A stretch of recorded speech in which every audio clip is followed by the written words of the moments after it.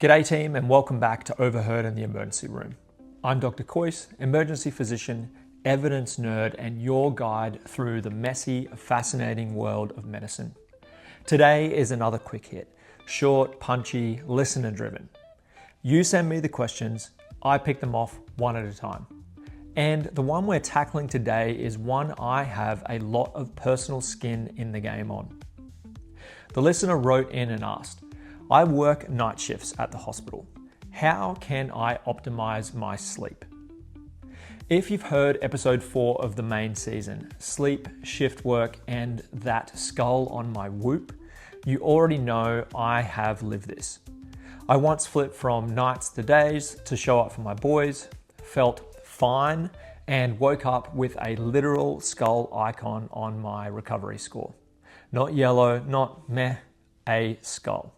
That skull made my sleep feel urgent in a way that no lecture ever did. So if you're a night shift nurse, an ED doc, a warehouse worker, an overnight security guard, a custodian, a parent of a newborn, basically anyone whose schedule does not line up with the sun, this episode is for you. Before we dive in, please hit like, subscribe, and the notification bell so you don't miss a scrap of our content. And head over to drcois.com for the companion blog post and free resources. Right, let's get into it. So here's the uncomfortable headline. Shift workers are uniquely vulnerable to bad outcomes.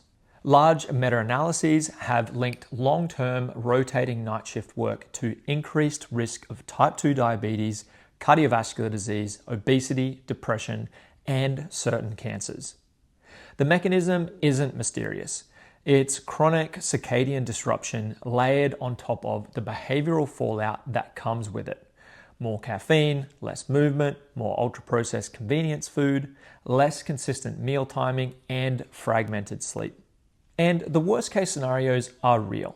Shift work increases your risk of motor vehicle accidents on your drive home.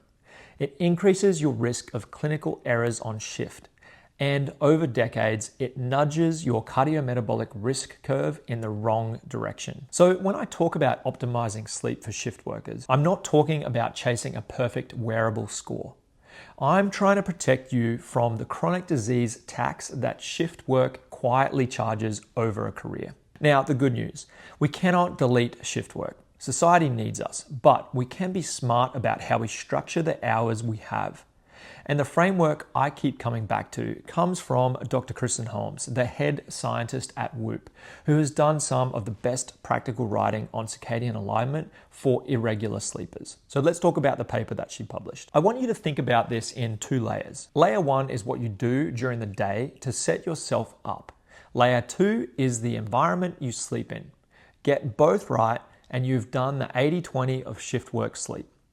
So layer number 1, the 4 circadian behaviors. Number 1, set a consistent wake up time.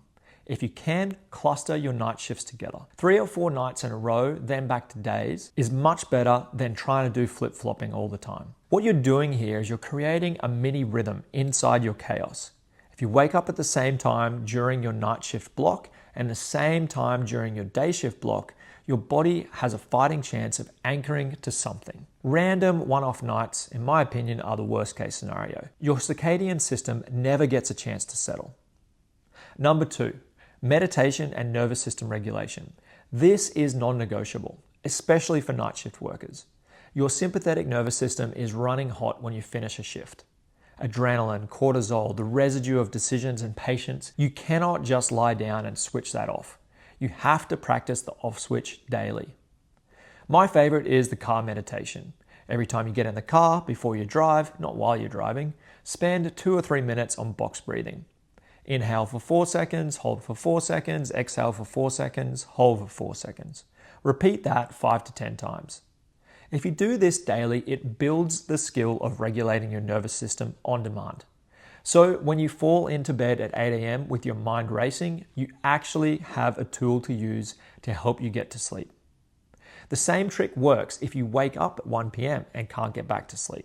So number 3, meal timing. Stop eating 4 hours before you intend to sleep. That's a rule. A heavy meal late in your shift collides with sleep onset. It raises your core body temperature and fragments the sleep that you do get. If you're on a 7 p.m. to 7 a.m. shift, get your main meal in early. Then snack lightly if you need to. When it comes to coffee, use the same logic. Cut it off in the second half of your shift. Caffeine has a half-life of around 5 hours, which means at 7 a.m. it is still very much in your system if you're still taking it in at 3 or 4 a.m. Number 4, exercise. And the timing here matters. Try to do it before your night shift. Try to get 45 to 60 minutes in before you start your shift. Try to do some intervals to get your heart rate up, do some resistance training, or just some nice solid zone 2 cardio. Why? You're artificially creating the morning cortisol spike in your body that would normally be produced if you woke up at 6 a.m. You're trying to trick your physiology into thinking the start of your shift is the start of your day. By the time you finish 12 hours later, cortisol should be downtrending, melatonin should be rising, and you have a real shot at falling asleep when you get home. That's layer 1, the 4 behaviours. Have a consistent wake time, daily meditation, no food in the 4 hours before sleep, hard exercise before your shift. Now layer 2, your sleep environment. This is where shift workers get punished the hardest because the world is awake while you're trying to sleep. And 3 things matter the most. Number 1, temperature. Your room should be cool, somewhere in the low 20s Celsius or mid 60s Fahrenheit. Your body needs to cool slightly to initiate sleep, so a warm room is fighting against you. Darkness.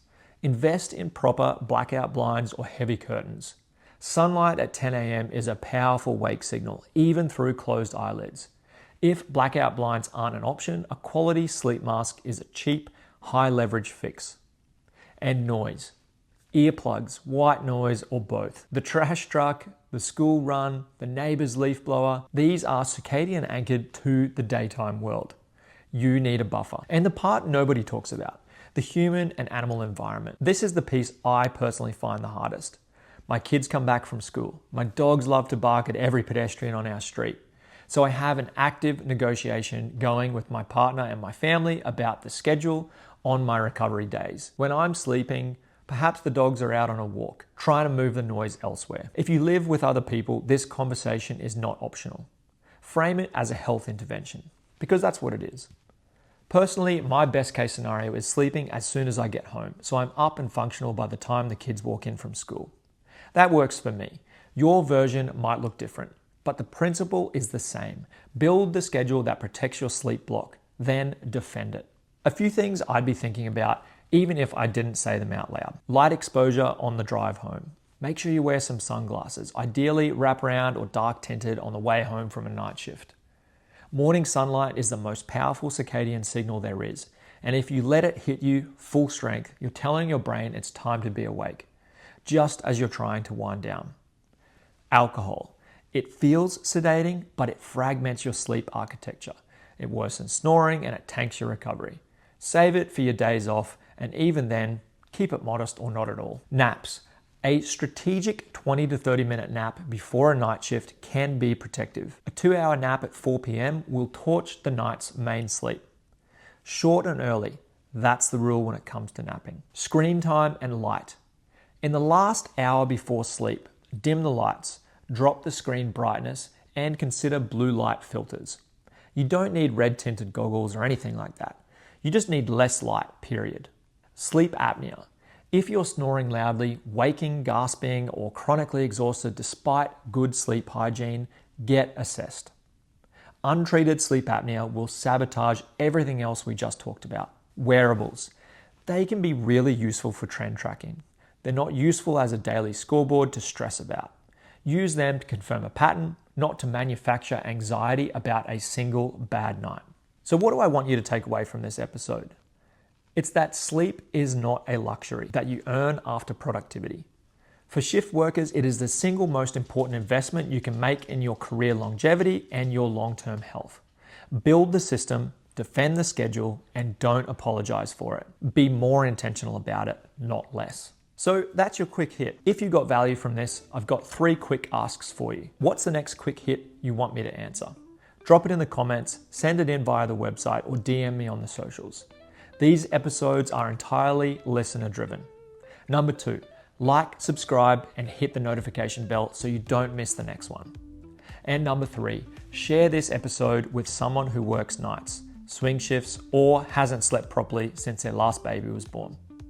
They will thank you. For the full companion blog post, references, and free resources, head over to drcois.com. And if you want the deep dive on sleep physiology, the hormone story, and the cohort evidence, go back and listen to episode 4 of the main season. I'm Dr. Cois. Let's chase fewer bad days and more good decades together. See you next time, and hopefully not in my emergency department.